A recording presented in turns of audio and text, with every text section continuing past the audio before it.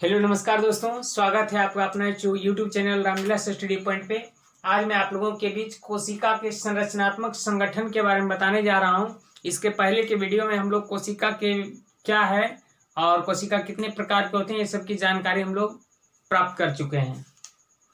तो देखिए, ये कोशिका के संरचनात्मक संगठन यानी कि कोशिका बना किससे है, कोशिका के अंदर क्या क्या पाया जाता है। तो सूक्ष्मदर्शी के द्वारा जब कोशिका का निरीक्षण किया गया था तो उसमें जो है कोशिका के अंदर 3 पार्ट हमको दिखाई दिया।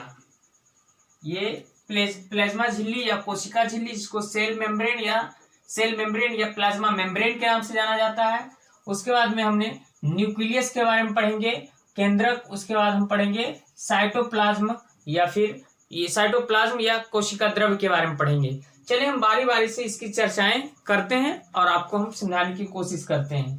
तो प्लाज्मा झिल्ली क्या है, यहाँ देखिए, हम यहाँ बनाना चाह रहे हैं कि ये मान लिया जाए कि ये क्या है, सेल है, कोशिका है।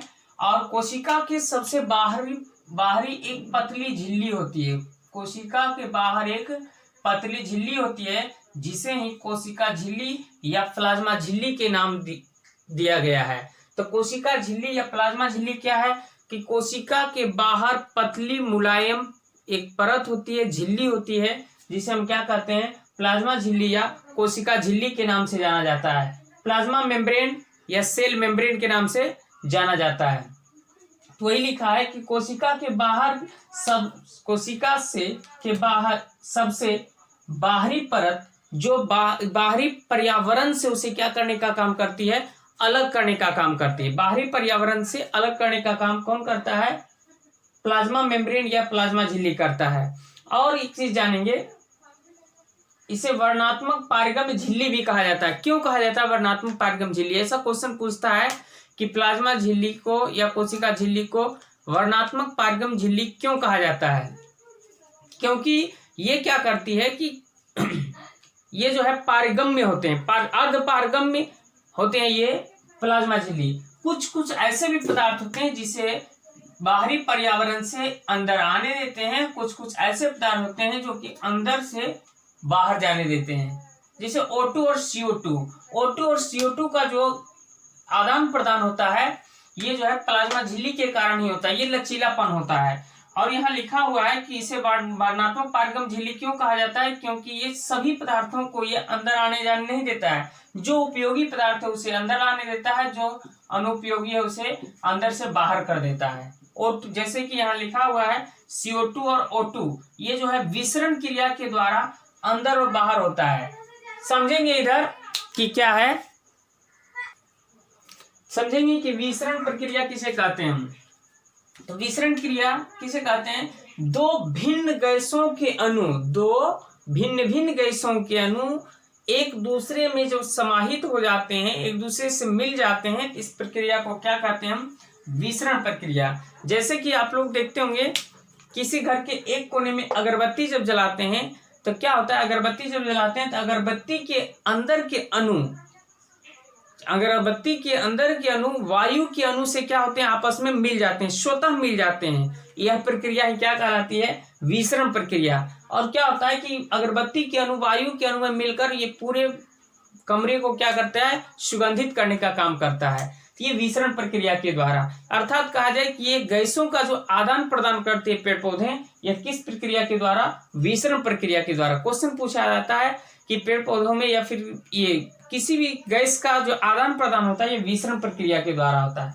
और जानेंगे कि पेड़ पौधों की जो जड़ होते हैं, मूल नीचे रूट, पेड़ पौधों की जो जड़ होते हैं यह जो है जल का अवशोषण करते हैं। आपको पता है कि प्रकाश संश्लेषण के लिए हमें पेड़ पौधों को वायुमंडल से CO2 चाहिए, पृथ्वी से आपका जल चाहिए, और जल खींचने का काम कौन करता है, ये जड़ करता है। और ये जो जल का अवशोषण होता है यह प्रक्रिया क्या कहलाती है, परासरण प्रक्रिया।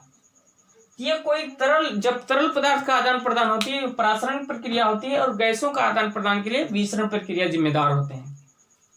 और समझेंगे कि ये प्लाज्मा झिल्ली यह जो है बहुत ही लचीली झिल्ली होती है, और यह जो है लिपिड और प्रोटीन से बना होता है। क्वेश्चन पूछा जाता है प्लाज्मा झिल्ली या कोशिका झिल्ली किसका बना होता है, तो लिपिड और प्रोटीन का बना होता है और यह बहुत ही लचीली होती है।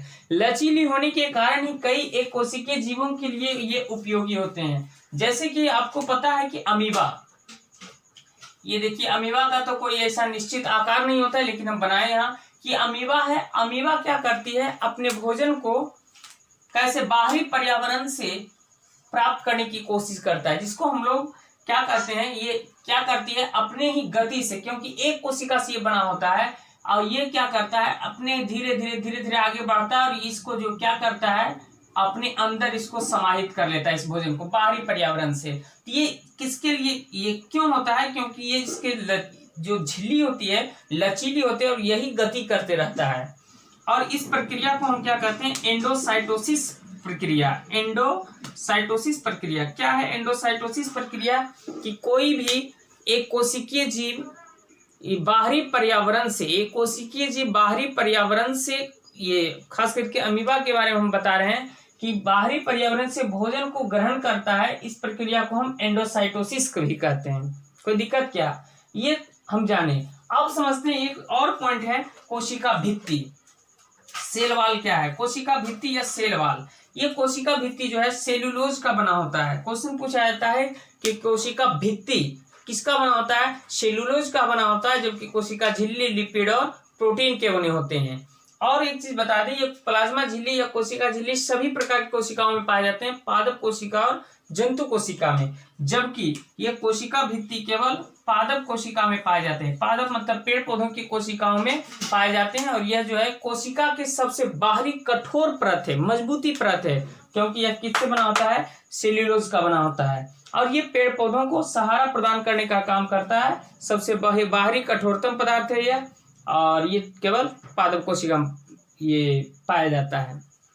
ये जो है, और जिस ढंग से हम लोग देखते हैं कि बारिश होती है तो घर में चले जाते हैं, ठंडा लगता है स्वेटर पहन लेते हैं, है ना, गर्मी लगता है पंखा चला लेते हैं, उस अनुकाल मतलब कि मौसम परिवर्तन में भी पेड़ पौधों को, इसलिए पेड़ पौधों में कोशिका भित्ति या सेल वाल पाए जाते हैं।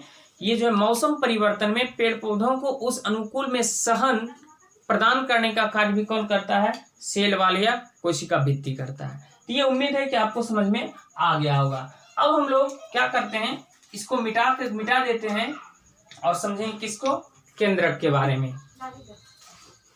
तो देखते हैं केंद्रक।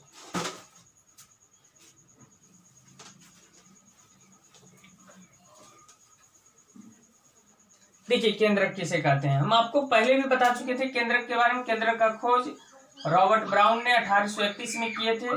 और ये कोशिका के अंदर एक गोल संरचना पाया जाता है जिसे हम क्या कहते हैं, हम केंद्रक या न्यूक्लियस कहते हैं। और इस केंद्रक के चारों ओर, इस केंद्रक के चारों ओर एक झिल्ली पाई जाती है, एक झिल्ली पाई जाती है जिसे क्या कहते हैं, हम केंद्रक झिल्ली कहते हैं। और इस केंद्रक झिल्ली में छोटे छोटे छिद्र भी होते हैं, छोटे छोटे छिद्र भी पाए जाते हैं। और इस छिद्र से ही केंद्रक के अंदर के कुछ द्रव कहाँ जाते हैं, बाहर जाते हैं, और यहाँ का कुछ द्रव अंदर आते हैं। केंद्रक झिल्ली में एक छोटी छोटी छिद्र होती है जो कि बाहर और अंदर आते जाते हैं। और समझेंगे कि केंद्रक में जो है आपका क्रोमोसोम भी होते हैं जिसको गुणसूत्र भी कहते हैं। केंद्रक में गुणसूत्र भी होता है जो कि सेल डिवीजन या कोशिका विभाजन के समय छड़ आकार का हो जाता है। ये जो है कोशिका विभाजन के समय छड़ आकार के हो जाते हैं, ये सेल डिवीजन है ना। सेल डिवीजन के समय क्रोमोसोम एक छड़ आकार के हो जाते हैं। तो क्वेश्चन पूछा जाता है कि क्रोमोसोम या गुणसूत्र कोशिका के किस भाग में पाए जाते हैं, केंद्रक में। अब समझेंगे ये जो है ये जो क्रोमोसोम है, क्रोमोसोम में एक अन्य अणु पाए जाते हैं जिसका नाम क्या है, डीएनए। इसका नाम क्या है, डीएनए। ये जो है क्रोमेटिन धागे की तरह दिखाई पड़ता है, धागे की तरह डीएनए दिखाई पड़ता है। और इस डीएनए के भी एक भाग, डीएनए के भी ये देखिए, इस डीएनए के एक भाग को हम क्या कहते हैं, जीन कहते हैं। तो देखिए क्रोमोसोम में एक अन्य अणु पाए जाते हैं। क्रोमोसोम में आनुवांशिक गुण भी होते हैं, अभी पढ़ेंगे।